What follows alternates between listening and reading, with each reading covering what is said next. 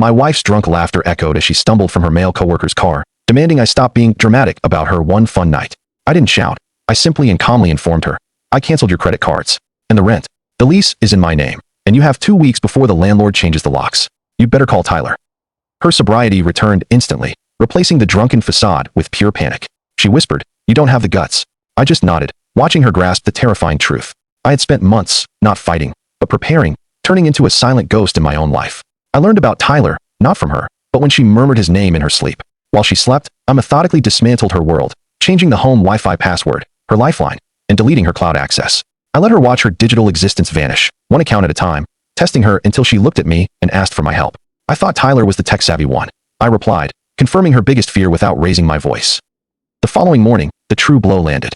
I knew she'd be met with a red light at her office turnstile because 6 weeks earlier, I had filed an anonymous security audit complaint with her HR department.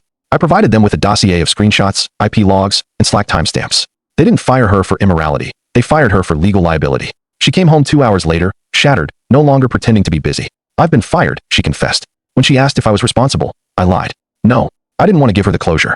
Instead, I placed an envelope on the table labeled receipts, containing the full, undeniable timeline of her betrayal. She didn't open it. She just stared at the consequence of my patience. My next step was to fracture her support system. I drove to her mother, Dilia, who saw Trina as a saint, and presented the same folder of proof. Dilia was stunned, asking only, "Do you have proof?" I left immediately. When I returned, Trina was waiting. "You went to my mother's house?" she demanded, voice trembling. "She deserved the truth," I replied. "So did I." The next morning, she tried to win me back, making me breakfast and feigning nostalgia. She confessed, "I thought you'd always be there. You were the anchor." That was her fatal error, mistaking my long silence for immovable security. She didn't know that my silence was preparation. I had already signed the separation papers, emptied the accounts, and secured a new apartment. Her desperate text to Tyler went unanswered. Why? Because I had quietly sent the full evidence, Slack messages and corporate violations, to his lawyer wife. While Trina spiraled, he was drowning in a hell I never needed to witness. When she cornered me, asking if I was moving out, I didn't hesitate.